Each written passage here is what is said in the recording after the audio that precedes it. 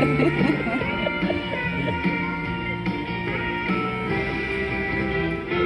focused on that, isn't she?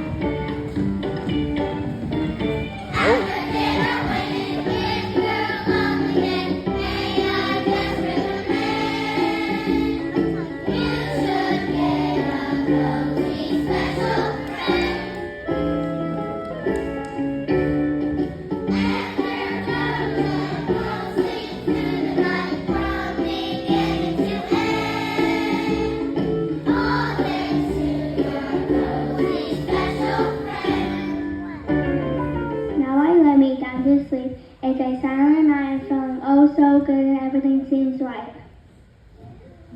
But wait, what's that noise that comes down below? What is underneath my bed? I just don't want to know. Could it be a monster or a creature from beneath?